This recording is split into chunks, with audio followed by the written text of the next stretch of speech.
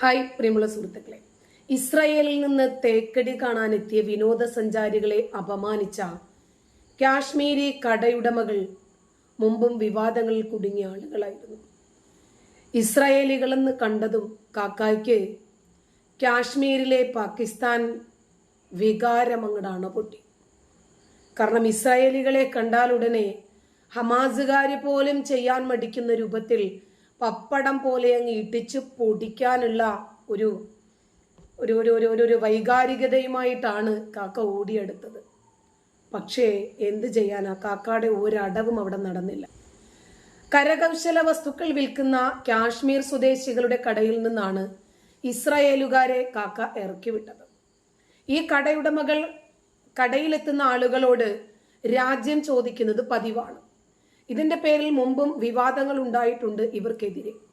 ഈ സാഹചര്യത്തിൽ വലിയ രൂപത്തിലുള്ള പ്രതിഷേധമാണ് നാട്ടുകാർ ഈ കടയുടമകൾക്കെതിരെ ഉയർത്തുന്നത്. ഈ കടയ്ക്ക് അടുത്തും കാശ്മീരികളുടെ മറ്റ് സമാനമായിട്ടുള്ള കടകളുണ്ട്. അവരൊന്നും ഇസ്രായേലി ദമ്പതികൾക്ക് സാധനം നൽകുന്നതിൽ എന്നല്ല, ഒരു രാജ്യക്കാർക്കും ഒരു സാധനവും നൽകുന്നതിൽ വിമുഖത കാണിച്ചിട്ടില്ല. അവർക്ക് സാധനം വിറ്റാ മതി, അത്രയേ ഉള്ളൂ. കച്ചവടം എന്ന് പറഞ്ഞാൽ കച്ചകപടം അത് തന്നെയാണ്. ഈ ഒരു കട മാത്രമാണ് ഈ പ്രശ്നത്തിന് കാരണമെന്നാണ് പ്രദേശത്തെ വ്യാപാരികളും പറയുന്നത്. തേക്കടിയിലെത്തിയ ഇസ്രായേലി സ്വദേശികൾ കടയിലേക്ക് ഓട്ടോയിലാണ് എത്തിയത്. അതിന് ചുറ്റുമുള്ള കടകളിൽ കയറി സാധനം വാങ്ങി നടന്നു. ഇതിനിടയിലാണ് ഈ കടയിലേക്ക് എത്തിയത്. കാക്കായ്ക്ക് ഏതാണ്ട് ഇസ്രായേലികളെ ഓട്ടോറിക്ഷയിൽ വന്നു കണ്ടപ്പോൾ തന്നെ മനസ്സിലായി ഈ രാജ്യക്കാരല്ല. അങ്ങനെയാണ് അവരോട് നാട് ചോദിക്കുന്നത്. അപ്പോൾ ഈ കടയിൽ എത്തിയ ഉടനെ തന്നെ ഇസ്രായേലികളാണ് എന്ന് പറഞ്ഞതോടെ സാധനം തരില്ലെന്നും ഇറങ്ങിപ്പോകാനും കടക്കാരൻ ആവശ്യപ്പെട്ടു. പുറത്തിറങ്ങിയ ഇസ്രായേലി സ്വദേശികൾ തൊട്ടടുത്തുള്ള കടക്കാരനോടാണ് കാര്യം പറഞ്ഞത്. ഇതിനിടയിൽ ഇവരെ ഇവിടെയാക്കി ജ്യൂസ് കുടിക്കാൻ പോയ ഓട്ടോറിക്ഷക്കാരനും തിരിച്ചെത്തി. പ്രശ്നമറിഞ്ഞ് നാട്ടുകാർ ഒരുമിച്ച് കൂടി. കേരളത്തിന് നാണക്കേടാകുമെന്നും മാപ്പ് പറയണമെന്നും അവർ കടക്കാരനോട് ആവശ്യപ്പെട്ടു. ഡ്രൈവർ സിദ്ധാർത്ഥൻ നടത്തിയ നീക്കത്തിനൊടുവിൽ കടക്കാർ മാപ്പ് പറഞ്ഞു. വീഡിയോ വൈറലായതോടെ അന്വേഷണത്തിന് പോലീസും സ്പെഷ്യൽ ബ്രാഞ്ചും എത്തി. കേന്ദ്ര ഇന്റലിജൻസും റോയും തേക്കടയിലേക്ക് വന്നു. വ്യാപാരികളും ഇസ്രായേലികൾക്കെതിരെ കടുത്ത നിലപാടെടുത്തു. അപ്പോ ഇസ്രായേലികൾക്കെതിരെ കടുത്ത നിലപാടെടുത്ത കടക്കെതിരായി ശക്തമായ രൂപത്തിൽ നിലപാടെടുക്കാൻ ആ നാട്ടിലെ മുഴുവൻ ആളുകളും, മുഴുവൻ വ്യാപാരികളും അന്വേഷണ ഉദ്യോഗസ്ഥരും നിർബന്ധിതരായി. ഇതോടെ ആ ഷോപ്പ് തന്നെ അടച്ചുപൂട്ടി. സാധനങ്ങൾ വാങ്ങാൻ എത്തിയവർ ഇസ്രായേൽ സ്വദേശികളാണ് എന്നറിഞ്ഞതോടെ കടയുടമകൾ അവരെ അപമാനിക്കുകയായിരുന്നു. അവരോട് അരിശം കാണിക്കുകയായിരുന്നു. രണ്ടു കൂട്ടരും തമ്മിലുള്ള വാഗ്വാദം പ്രശ്നത്തിൽ കലാശിച്ചു.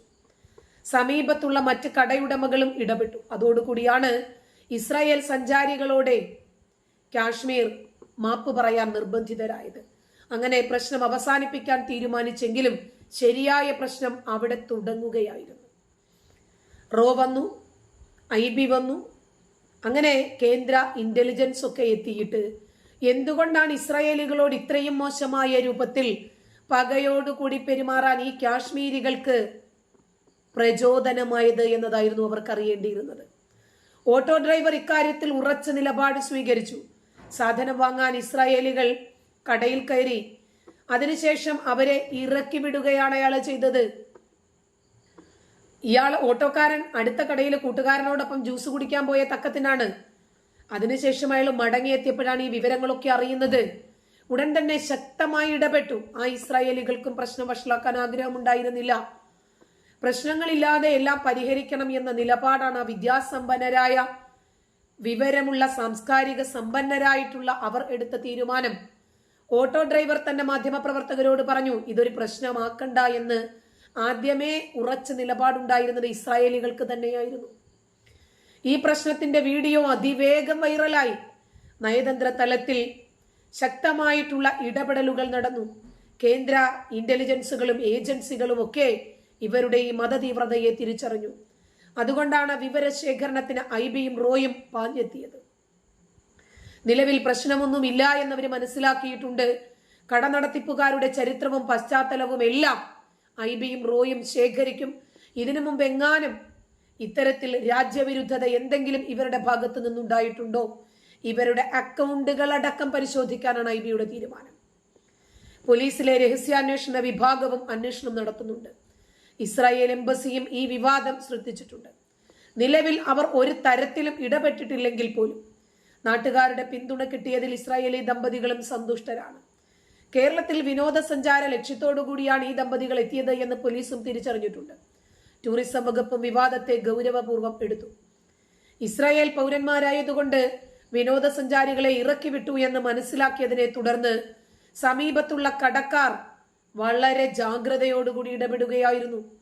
ഈ നാടിനെ പറയിപ്പിക്കാൻ വേണ്ടിയാണോ നിങ്ങൾ ഇറങ്ങി തിരിച്ചിരിക്കുന്നത് എന്ന് ചോദിച്ചിട്ടാണ് സമീപ കടയിലെ ആളുകൾ ഇവരോട് പെരുമാറിയത്. കാര്യം എന്താണ് എന്ന് കൂടുതൽ ആളുകൾ മനസ്സിലാക്കി. അതിനെ തുടർന്ന് പ്രക്ഷുബ്ധരായ പ്രദേശവാസികൾ കുറച്ച് കടുത്ത ഭാഷയിൽ തന്നെയാണ് മറ്റ് കടയുടമകളും എല്ലാവരും ഇവരോട് ഇടപെട്ടത്. പ്രദേശവാസികളായ കടക്കാർ കാശ്മീർ സ്വദേശികളോട് രൂക്ഷമായി സംസാരിക്കുന്നതും ദേഷ്യപ്പെടുന്നതും പുറത്തു വന്ന ദൃശ്യങ്ങളിൽ വ്യക്തമാണ്. നാട്ടുകാരുടെ ഇടപെടൽ ഉണ്ടായിട്ടില്ലെങ്കിൽ നയതന്ത്ര തലത്തിൽ പോലും അത് രാജ്യത്തിന് തിരിച്ചടിയാകുമായിരുന്നു. കേരളത്തിലേക്ക് വീണ്ടും ടൂറിസ്റ്റുകൾ എത്തുകയാണ്. കൊച്ചിയിൽ നിന്ന് മൂന്നാറിലേക്കും മറ്റും ആളെ കൊണ്ടുപോകാൻ സീപ്ലെയിൻ സംസ്ഥാന സർക്കാർ എത്തിക്കുന്നതും ഇതിലൂടെയുള്ള വരുമാന നേട്ടത്തിന് വേണ്ടി തന്നെയാണ്. അങ്ങനെ ദൈവത്തിന്റെ സ്വന്തം നാട്ടിൽ ടൂറിസം വികസനത്തിന് സർക്കാർ മുമ്പോട്ട് പോകുമ്പോഴാണ് ഇസ്രായേൽ വിവാദം തേക്കടിയിൽ ഉണ്ടാകുന്നത്. ഇടുക്കിയിലേക്ക് വലിയ തോതിലാണ് വിദേശവാസികൾ എത്തിക്കൊണ്ടിരിക്കുന്നത്.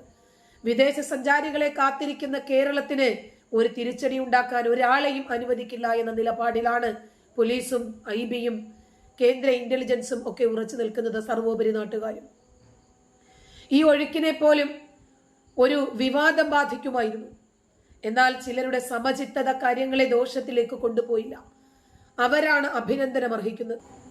ഇയാളുടെ ജൂതവിരോധം 6-ാം നൂറ്റാണ്ടിന്റെ പുസ്തകത്തിൽ നിന്ന് 3 വയസ്സു മുതൽ ഇവന്റെ ഒക്കെ തലച്ചോറിലേക്ക് ഇൻജക്ട് ചെയ്യുകയും ക്രമേണ അത് ഇംബിൽറ്റ് ആകുകയും ചെയ്ത ഈ ജൂതവിരോധത്തിന് ഇനിയെങ്കിലും തടയിടാൻ ഇത്തരം സംഭവങ്ങൾ വെളിച്ചമേകട്ടെ എന്നാണ് നമുക്ക് പറയാനുള്ളത്. പലപ്പോഴും എനിക്ക് അതിനേക്കാൾ മോശമായിട്ടുള്ള അനുഭവങ്ങൾ ഉണ്ടായിട്ടുണ്ട്. ഏതെങ്കിലും ബേക്കറികളിലെ ഹോട്ടലുകളിൽ കയറിയിരിക്കുമ്പോൾ ഞാനാണ് എന്നറിഞ്ഞാൽ ഇവർ ഭക്ഷണം പോലും തരാതെ ഇറക്കി വിട്ടിട്ടുള്ള സന്ദർഭങ്ങൾ ഉണ്ടായിട്ടുണ്ട്. നമ്മൾ പിന്നെ വിവാദങ്ങളാക്കണ്ട. കാരണം ഇവരുടെ ഉള്ളിൽ കിടക്കുന്ന ഈ ഒരു അമുസ്ലിം വിരോധമുണ്ട്, കാഫിർ വിരോധമുണ്ട്. ഇത് മുഴുവൻ ആളുകളെയും ബാധിക്കുന്ന വിഷയമാണ്.